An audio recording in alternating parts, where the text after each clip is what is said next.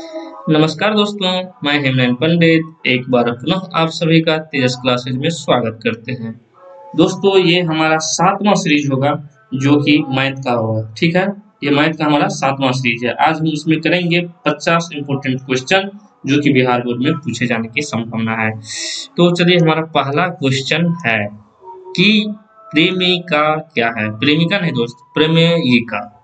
क्या? तो प्रेमिका, प्रेमिका नहीं। ठीक है, क्या है ये? दूसरे कथन को सिद्ध करने के लिए उपयोगी नहीं है। यह एक सिद्ध कथन है, बिल्कुल यह एक सिद्ध कथन होता है। क्या? प्रमेय। अगला क्वेश्चन है हमारा, यूक्लिड विभाजन एल्गोरिदम का अनुप्रयोग कहाँ होता है। तो दो धनात्मक पूर्णांक जो रहता है उसका एम मौसम अर्थात एचसीएफ निकालने के लिए जो उपयोग होगा वो यूक्लिड विभाजन एल्गोरिदम से करेंगे। ठीक है, उसके बाद है कि 2.3 के ऊपर में बार का प्रमेय संख्या के रूप में व्यक्त रूप है। देखिए, इस प्रकार का जब भी बात है आपको 2 प्लस करना है, जितने के ऊपर बार रहेगा उसको ऐसे और उसके नीचे में 9 कर देना है। तो इसको काट दीजिए, 1/3, 2 दूनी 6, 1 7/3, इसका 7/3 आंसर। उसके बाद है 4 टू द पावर n के शून्य पर समाप्त होने के लिए अभाज्य गुणनखंड में 2 के अलावे कौन अभाज्य संख्या गुणनफल के रूप में प्रयोग होगा। तो देखिए दोस्तों, यहाँ पर 4 है, n का पावर अगर 0 नहीं हो, ठीक है, अगर 1 2 3 4 अगर कुछ भी रहे तो 5 जो ऐसी संख्या है जिसे हम सम संख्या से गुना करने पर इकाई अंक पर 0 ला देता है। ठीक है, तो इसलिए इसका आंसर हो जाएगा 5। अगला है कि P X equal to X square plus 3x plus 2 में बहुपद का क्या घात है। तो इसमें जो हाईएस्ट घात जो होता है पावर, यही होता है इसका घात। तो इसमें 2 है, इसलिए इसका आंसर हो जाएगा 2। उसके बाद है कि द्विघात बहुपद एक्स स्क्वायर प्लस क्या है 3x प्लस 2,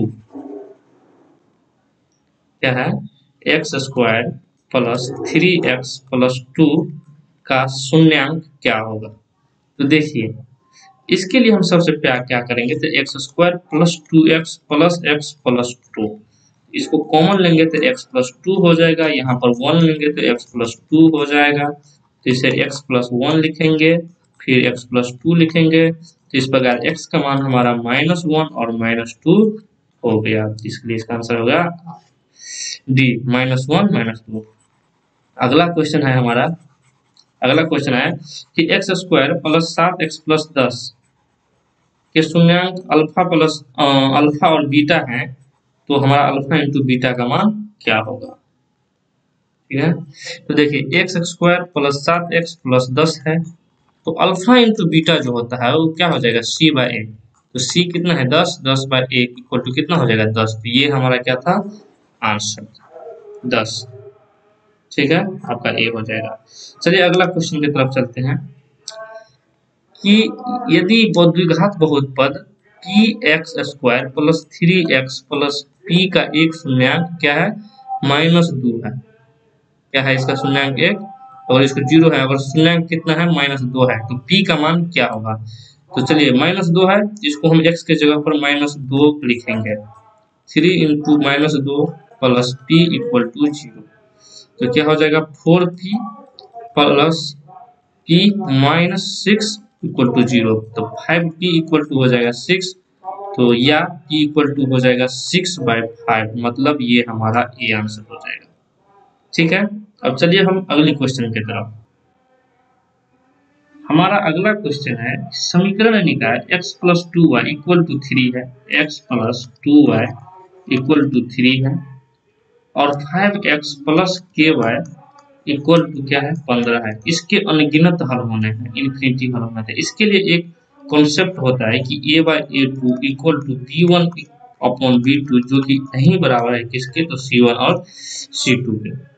ठीक है, एक मिनट इसे हम बताते हैं।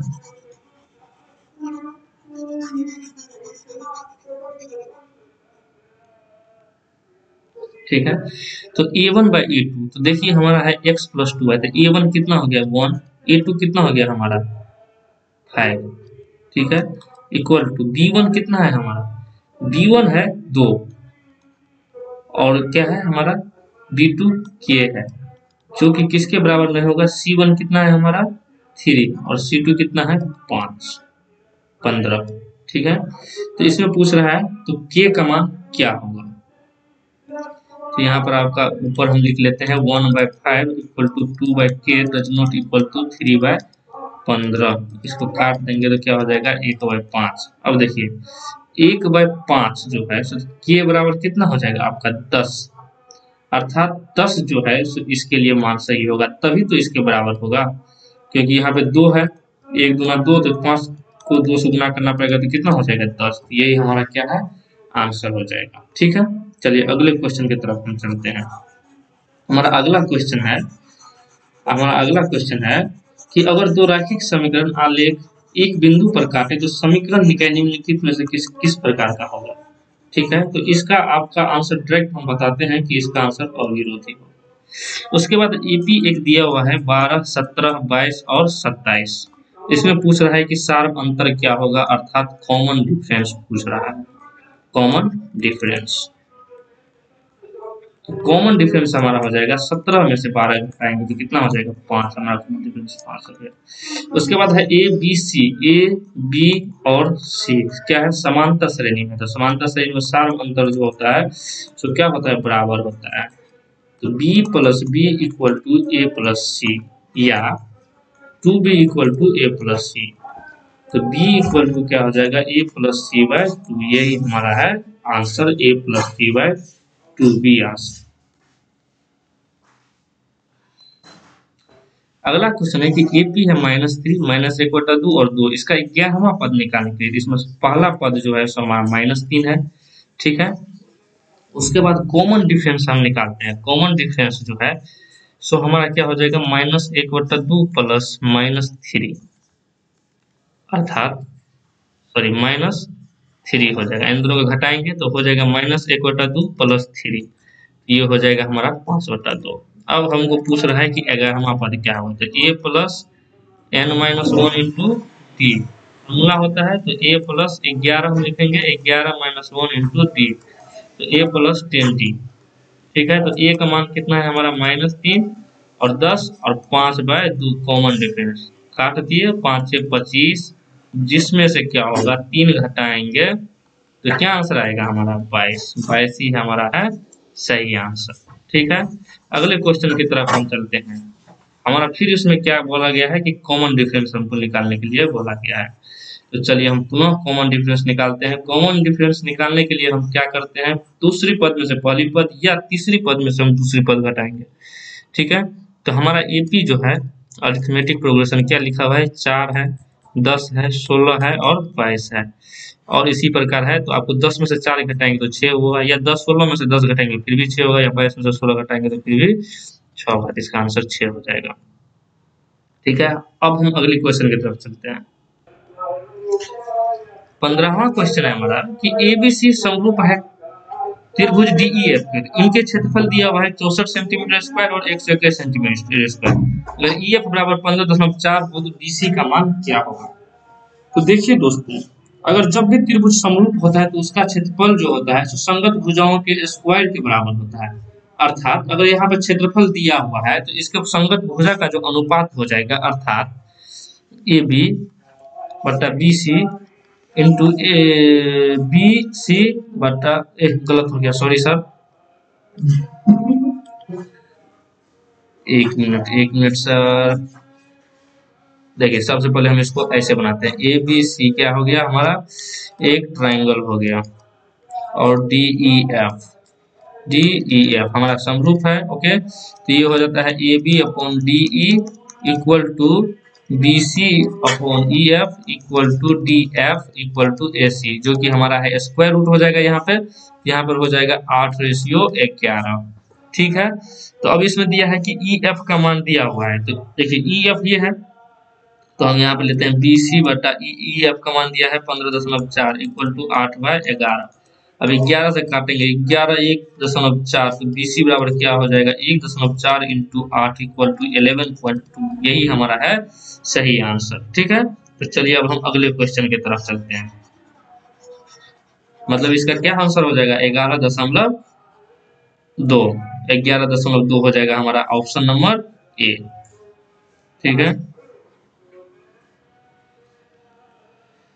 उसके बाद है हमारा 11.2, इसके बाद है 16 नंबर कि एबीसी में एक समद्विभाजक एडी, एबीसी एक ट्रायंगल है, ठीक है, और एडी का समद्विभाजक जो आपको बीसी के डी पर आता है, ठीक है, बीसी से डी पर मिलती है। बीडी बराबर है 2.5, एबी बराबर है आपका 5, एसी बराबर है 4.2, तो डीसी का मान बोल रहे हैं निकालने के लिए। देखिए ये आपका एंगल बाइसेक्टर थ्योरम है, ठीक है। एंगल बाइसेक्टर थ्योरम से हम इसको कैसे हल करेंगे? एंगल बाइसेक्टर थ्योरम होता है कि A B by B D equal to AC upon CD। इसे हम कहीं कहीं ऐसे भी देखने को मिलता है कि AB अपॉन AC या AC upon CD, AB upon AC या BD अपॉन CD। तो ये बिल्कुल गलत नहीं है, आपको चिंता करने की जरूरत नहीं है, ये दोनों एक ही फॉर्म है। आप तो AB देखिए, AB कितना है 5, BD कितना है तो 2.5, AC कितना है 4.2, तो CD का मान बोल रहा है निकालने। तो देखिए अढ़ाई दूनी 5, 2 से कटेंगे तो 2.1, तो CD का मान कितना हो जाएगा 2.1। यही हमारा है सही आंसर। चलिए अब उसके बाद अगला क्वेश्चन की तरफ चलते हैं। अगला क्वेश्चन की तरफ, एक मिनट भाई साहब, इसको मिटा देते हैं पहले।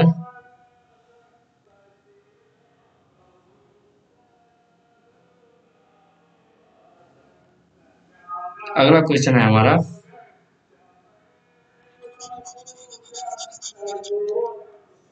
PQ और QS2 दो समबाहु त्रिभुज इस प्रकार है कि S भुजा QR का मध्य बिंदु है। त्रिभुजों जो PQR और QST का क्षेत्रफल का क्या अनुपात है? देखिए इसको हम चलिए इसी को बनाते हैं।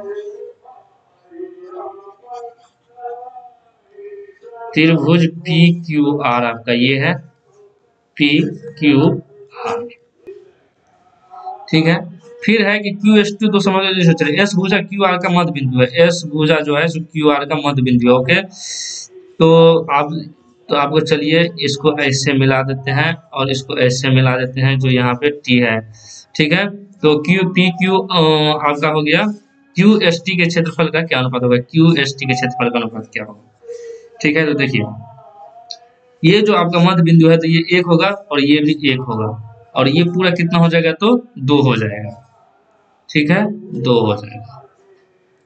अब देखिए क्योंकि QST और PQR क्या है आपका, QST और PQR, देखिए ट्राइंगल QST और ट्राइंगल PQR क्या है, समरूप है। तो जब समरूप रहेगा तो इसका एरिया जो होता है, एरिया ऑफ ट्राइंगल QST और ये ट्राइंगल जो है PQR का जो एरिया होगा, हाँ, तो क्या होगा, इस भुजा जो है उसके स्क्वायर होगा। तो ठीक है, तो इसमें क्या कर रहा है, PQR पहले बोल रहा है, अच्छा चलिए कोई बात नहीं, PQR हम आपको QST ऊपर लिख दिया, कोई बात नहीं। तो QST का कितना है 1, तो इसको 1 का स्क्वायर करेंगे। इसके बाद PQR कितना है 2 है, तो 2 का स्क्वायर करेंगे, तो क्या हो जाएगा 1:4। लेकिन इसमें पूछ रहा है कि ट्राइंगल PQR का एरिया और QST का, तो इसको हम उल्टा कर देंगे, तो क्या हो जाएगा हमारा 4:1, यही हमारा क्या हो जाएगा आंसर हो जाएगा। अगला क्वेश्चन ये ज्यामिति का है, हम सारा का लेसन बताए हुए हैं और आप लोग देखे भी होंगे, तो ये बहुत ही अच्छा लगा होगा आप लोगों का। और फिर हम आपका जब एग्जाम खत्म हो जाएगा 10वीं का, तो हम नया सेशन, नया बैच लेके आएंगे आप लोगों के लिए, 10वीं क्लास जो इस बार आएंगे उसके लिए, ठीक है। अगला क्वेश्चन हमारा है कि त्रिभुज ABC में, ये हमारा थेल्स प्रमेय से क्वेश्चन है, त्रिभुज ABC में, ओके, AB और AC के मध्य बिंदु D एवं E है, ओके, जो कि ये दोनों पैरेलल है, ठीक है। QST का क्षेत्रफल मध्य बिंदु है, BC बराबर 8 सेंटीमीटर है, तो DE का मान क्या होगा? तो ये देखिए ये आपका मध्य बिंदु है D और E, तो ये 8 होगा, तो ये भी किसके बराबर होगा, 4 के बराबर, ये भी आधे हो जाएगा, तो इसका आंसर डायरेक्ट 4 सेंटीमीटर होगा, ठीक है। अब चलिए हम अगले क्वेश्चन की तरफ रुख करते हैं। हाँ, तो हमारा 19वां क्वेश्चन है कि दो समान कोणिक त्रिभुजों में उनकी संगत भुजाओं का अनुपात सदैव समान रहता है, किसने कहा है? तो ये थेल्स महोदय ने कहा है। उसके बाद है कि y अक्ष पर वह बिंदु ज्ञात करें जो बिंदु 4, 0 और 6, 0 से समरूप है। 4, 0 और 6, 0 y अक्ष पर, अरे ये क्वेश्चन गलत है, ठीक है। उसके बाद है कि उस त्रिभुज का क्षेत्रफल क्या होगा जिसके शीर्ष 2, 3, -1, 0, 2 और -4 है, इसका क्या होगा? तो चलिए हम इसे नया स्लाइड लेते हैं, उसमें बनाते हैं, ठीक है। देखिए हमारा क्या था, सबसे पहले हम लिख लेंगे कोऑर्डिनेट। शीर्ष क्या है, 2 3 माइनस 1 0 और 2 माइनस 4। ठीक है, चलिए लिख लेते हैं। हमारा शीर्ष है 2 2 3। ठीक है, उसके बाद है माइनस 1 और 0, उसके बाद है 2 माइनस 4, यही है ना। देखिए 2 3 माइनस 1 0 2 और माइनस 4। ठीक है, इसको मान लेते हैं x1 y1 x2 y2 x3 और y3। त्रिभुज का जो क्षेत्रफल होता है ये होता है 1/2 x1 into y2 minus y3, उसके बाद हो जाएगा plus x2 y3 minus y1 plus x3 y1 minus y2। ठीक है, और इसको हम लगा देंगे मोड। ठीक है, तो बाद में मोड लगाएंगे। पहले x1 कितना है 2, y2 कितना है हमारा, y2 है 0, माइनस और माइनस प्लस हो जाएगा, 0 प्लस 4 हो जाएगा। ठीक है, 0 प्लस 4 हो जाएगा। उसके बाद हमारा x2 कितना है -1 और y3 कितना है हमारा -4 और y1 है +3, तो इसको माइनस करके 3 हो जाएगा। ठीक, प्लस x3 जो है हमारा कितना है 2। उसके बाद y1 हमारा 3 है -y2 0। उसके बाद हो जाएगा 1/2 इंटू 4 दूनी 8। उसके बाद ये 4 3 7 हो जाएगा। अब -1 तो +7 और +6, 8 7 15 6 21, 1/2 इंटू 21 मतलब कितना हो गया 21/2 आंसर। देखिए इसमें है 21/2, 21/2 वर्ग मात्रक हमारा इसका आंसर हो जाएगा। ठीक है, उसके बाद है कि बिंदु a cos theta 0 0 sin theta के बीच की दूरी है, तो इसे हम डिस्टेंस फॉर्मूला से निकालेंगे। डिस्टेंस फॉर्मूला होता है x1 माइनस x2 का होल स्क्वायर, कहीं कहीं लिखा रहता है x2 माइनस x1 का होल स्क्वायर। खैर उससे फर्क नहीं पड़ता है क्योंकि ये स्क्वायर में है। ठीक है, तो x1 क्या है हमारा a cos थीटा और 0, तो a square cos square theta हो जाएगा प्लस, क्योंकि a cos थीटा में से 0 घटाएंगे तो हमारा हो जाएगा a cos थीटा। उसके बाद देखिए 0 में से a sin थीटा घटाएंगे तो क्या हो जाएगा -a sin थीटा, इसका स्क्वायर, तो ये हो जाएगा a square sin square theta.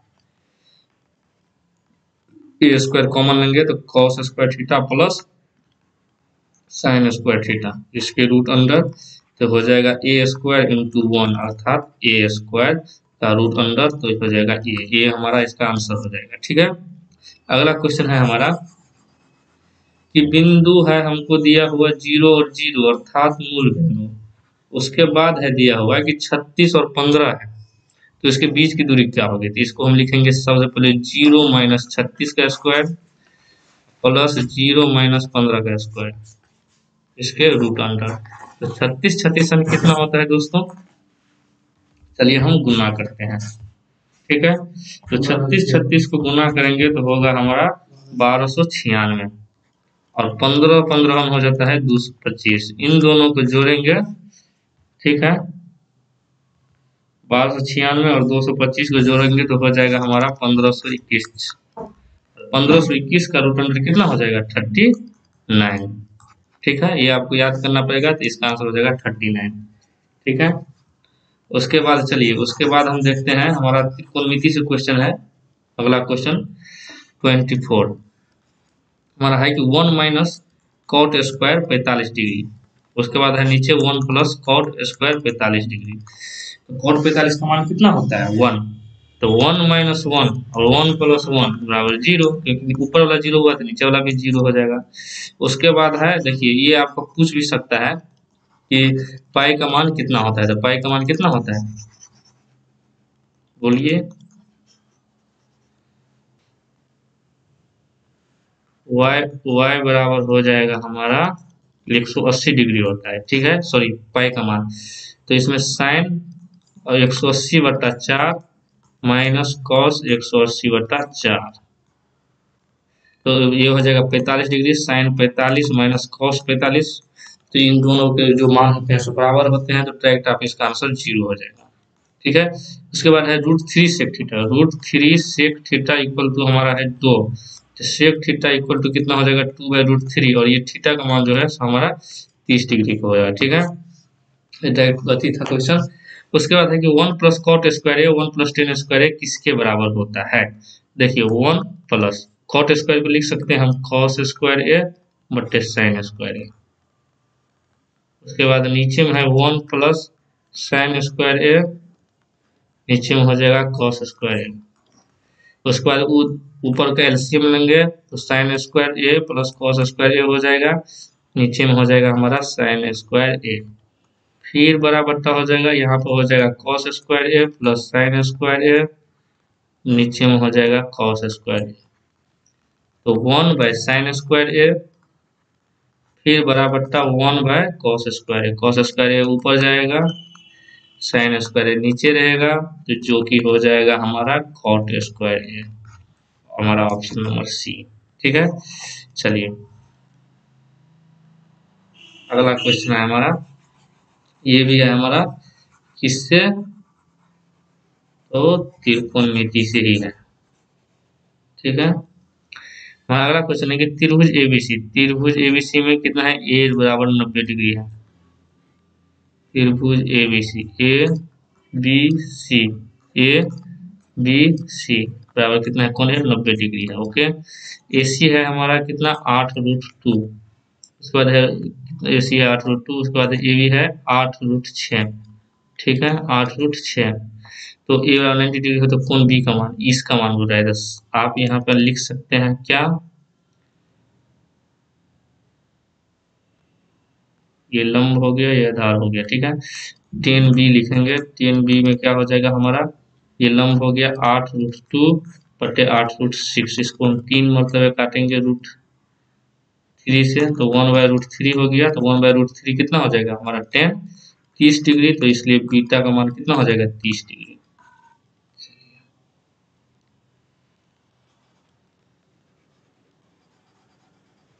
उसके बाद है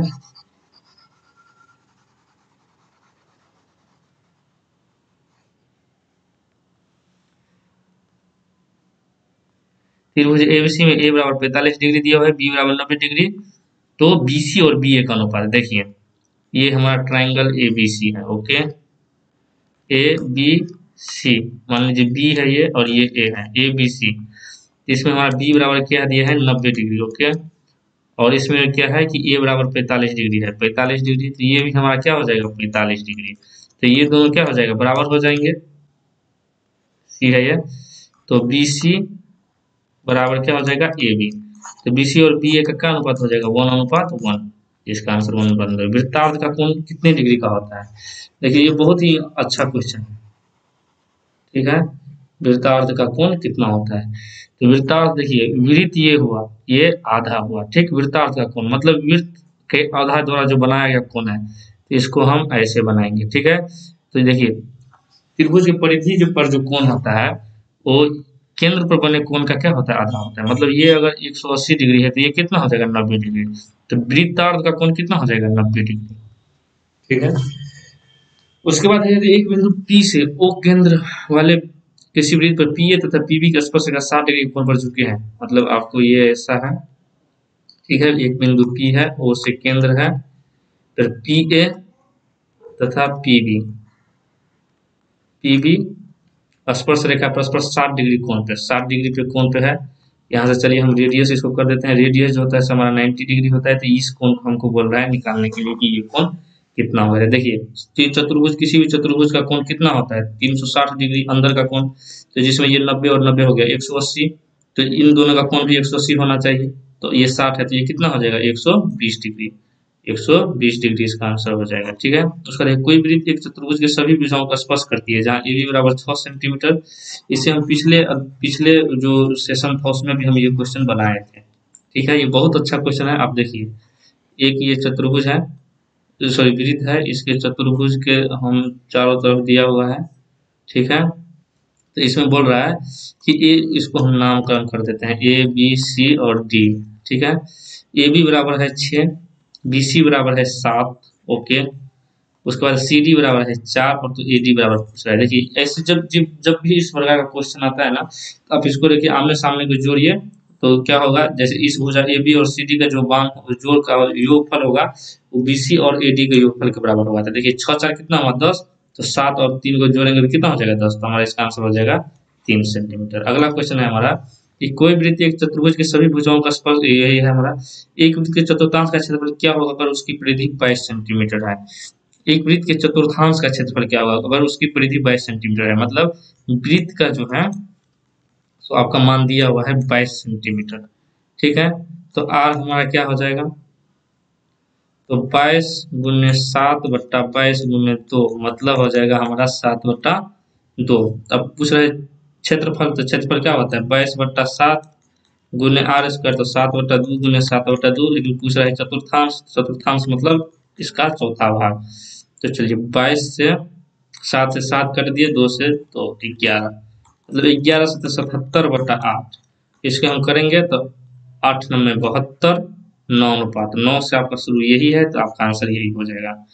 उसके बाद है आपका आंसर, देखिए ऑब्जेक्टिव क्वेश्चन होता है ना, आपको ऑप्शन से बहुत सारा क्वेश्चन बन जाता है, तो आप अगर थोड़ा भी कॉन्शियस होइएगा तो आपको ऑब्जेक्टिव क्वेश्चन बनाने में ज्यादा मेहनत नहीं करनी पड़ेगी। उसके बाद यदि किसी वृत्त की त्रिज्या आधी कर दी जाए तो पुराने तथा नए वृत्तों की परिधि परिधि का अनुपात, देखिए परिधि होता है 2πr1 2πr2। ठीक है, दो हमको यह है, फिर नया त्रिज्या आधी कर दी जाए, मान लीजिए इसको आधी कर दिया हम, r/2 हो गया, आधी कर दिए तो नए वृत्तों की परिधि, तो पुराने तथा नए, पुराना ये है हमारा पुराना और ये है हमारा नया।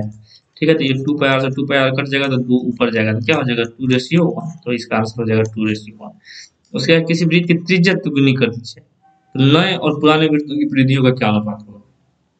देखिए क्या होगा, इसमें पूछ रहा है नए और पुराने वृत्तों की। ठीक है, इसमें पूछा था पुराने तथा नए, तो नए जो हो जाएगा तो क्या हो जाएगा 2π, मान लीजिए जो त्रिभुज है वृत्त है उसका रेडियस r है, तो इसको क्या कर दिया 3 गुना कर दिया, ये नया वाला है और इसको r ही रहेगा क्योंकि यही है, तो 2/2 करिए r, मतलब इसका रेशियो क्या हो गया 3:1।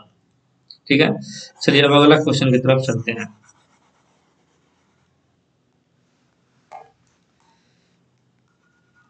ठीक है, हमारा अगला क्वेश्चन है अब कि एक अर्धगोले का आयतन 19,404 सेंटीमीटर क्यूब है, मतलब हमारा 4/3 अर्धगोला है 2/3। ठीक है, 2/3 पाई आर क्यू का मान दिया हुआ है 19,404, 2/3 इंटू 22/7 इंटू आर क्यू बराबर है 19,404। हम 11 दूनी 22, 11 से काटेंगे, 11 है कान 11। ठीक है, उसके बाद बच गया 8 4 11 7 77। ओके, उसके बाद बच गया इसमें 11 6 66 और 4 बच गया तो 11 6 1764। फिर 2 दूनी 4 से कटेंगे, 4 से काटेंगे तो हो जाएगा 441, तो आर क्यू बराबर हो गया 441 गुने 3 गुने 7। ठीक है, तो आर बराबर हो जाएगा आपको, निकल जाएगा यहाँ से 3 इंटू 7 बराबर क्या हो जाएगा 21। ठीक है, 21 हो जाएगा। तो 21 के बाद इसका क्या पूछ रहा है कि अर्धगोले का कुल पृष्ठ क्षेत्रफल, तो अर्धगोले का कुल पृष्ठ क्षेत्रफल पूछेगा तो इसका होता है 3πr², मतलब 3 गुने 22/7 गुने r², 7 गुने 7, इसको काट दिए तो 22 आपका 22 दिया 66 गुने 7, मतलब 7 से 42, 7 से 42। ठीक है, तो 1 मिनट 7 यहाँ पे 21 होगा, 21 इंटू 21, 7 दिया 21 3। ठीक है, 1 मिनट भाई साहब इसको मिटा ही देते हैं। ओके, तो 21 गुने 21, 7 दिया 21, 21 दिया 63 गुने 66, इसे आप गुना कीजिएगा तो आपका हो जाएगा कितना, इसको गुना करेंगे हम तो क्या हो जाएगा 63 और 66 का 6 दिया 18, 6 के 36 और 18 हो जाएगा 36 4 40 और 14 54, 54 और 1 55, 55 हाथ में रहा 5, 36 5 41, 4158 सेंटीमीटर स्क्वायर। ठीक है, ये हमारा पहला आंसर हो जाएगा। उसके बाद अगला क्वेश्चन, यदि किसी लंबवृत्तीय शंकु की त्रिज्या एवं ऊंचाई दोनों ही दुगुनी कर दी जाए तो नए ठोस के घनफल एवं पहले ठोस के घनफल का अर्थात आयतन से होता है। लंबवृत्तीय शंकु का त्रिज्या जो होता है आपका, मान लीजिए इसका जो है क्या है आयतन, इसका होता है 1/3 पाई r² h। ठीक है, उसके बाद ये बोल रहा है कि क्या करता है, शंकु की त्रिज्या ऊंचाई दोनों के, तो क्या हो जाएगा, एक होता है 3 पाई 2r स्क्वायर। ठीक है, 2r का स्क्वायर हो जाएगा क्योंकि उसको दुगुना कर दिया और ऊंचाई को भी दुगुना कर दिया। क्या कर दिया, ऊंचाई को भी दुगुना। तो यहाँ से आपका 1/3 पाई कट गया, आर स्क्वायर से आर स्क्वायर कट गया और एच से एच कट गया, तो इसका कितना हो जाएगा 8 और इसका 1। लेकिन पूछ रहा है कि पहले ठोस के घन पर, माने कि नए ठोस, नया ठोस का आयतन कितना हो गया, अब 8 और इसका 8:1 इसका आंसर हो जाएगा। ठीक है, अगला है 2 सेंटीमीटर किनारे वाले घन को 1 सेंटीमीटर किनारे 8 गुणों में काटा गया, तो बताइए कि कुल पृष्ठ क्षेत्रफल क्या होगा। तो 2 सेंटीमीटर किनारे वाला एक घन को 1 सेंटीमीटर किनारे वाला 8 गुणों में काटा गया है, तो बताइए कि उसका कुल पृष्ठ क्षेत्रफल कितना होगा। तो इसमें देखते हैं कि घन का जो पृष्ठ क्षेत्रफल होता है वो कितना होता है 6a² अर्थात 6×2×2, 6×2=12, ठीक है। उसके बाद है एक घन को 1 सेंटीमीटर किनारे वाले 8 घनों में काटा गया है। एक घन को 1 सेंटीमीटर किनारे में, तो कुल पृष्ठ क्षेत्रफल कितना होगा 1 सेंटीमीटर किनारे वाले 8 घनों में। ओके, तो 1 गुने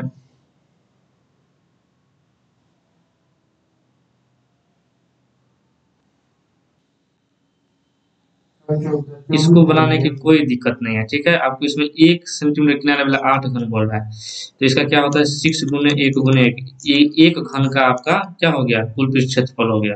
तो ऐसे करके क्या को है 8 को है, तो कितना हो गया 48 वर्ग सेंटीमीटर स्क्वायर, ये आपका आंसर हो जाएगा।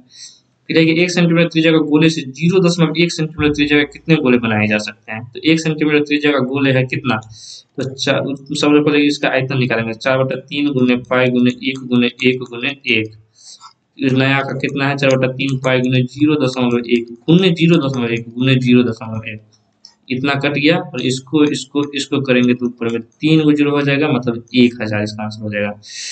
इसके बाद फिर है हमारा अगला क्वेश्चन है, ठीक है।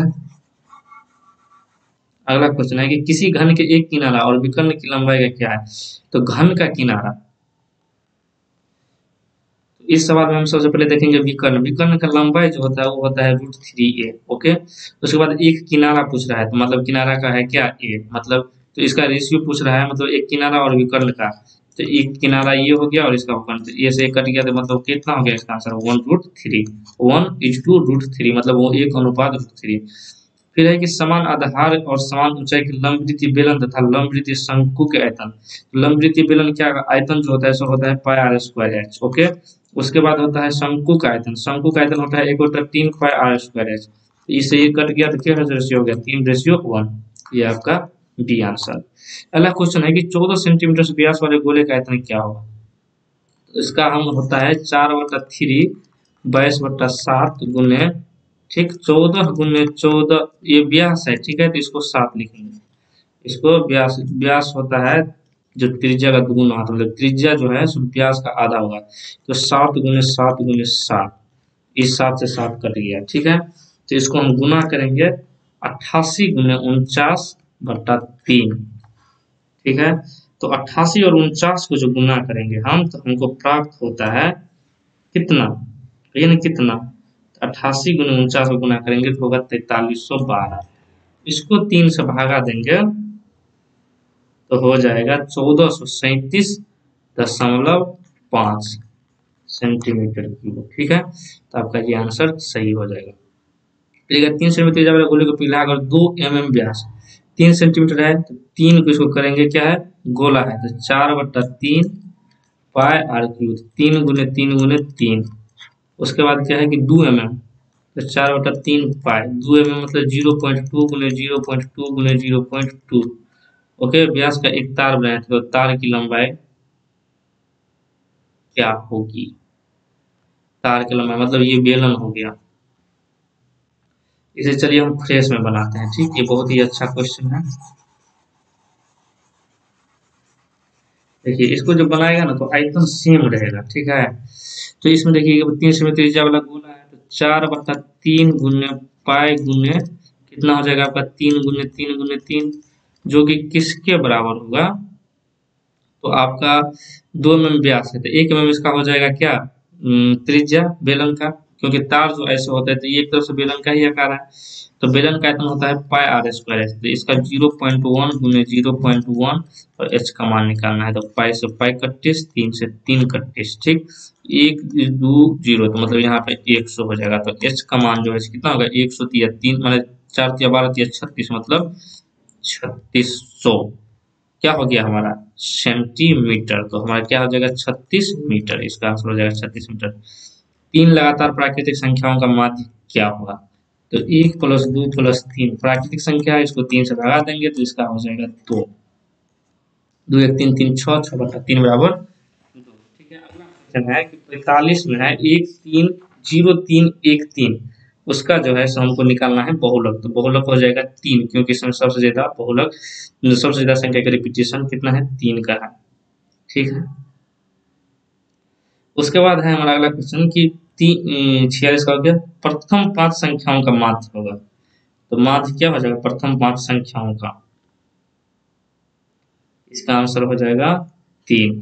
तो प्रथम 4 सम संख्याओं का माध्य होगा, तो प्रथम 4 संख्या कितना थे, 2 4 6 8, इसको जोड़ेंगे 4 से भगा देंगे तो 2 जोड़ 4 6, 6 12 8 20, 20 बटा 4 कितना हो जाएगा 5।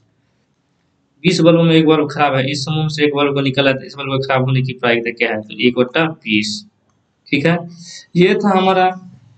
उसके बाद है कि दो पासों को एक साथ फेंकने पर दोनों पर समान संख्या पाने की प्रायिकता क्या होगी, ये हो जाएगा 1/6, क्योंकि देखिए 2 समान आएगा 2 बार, ठीक है।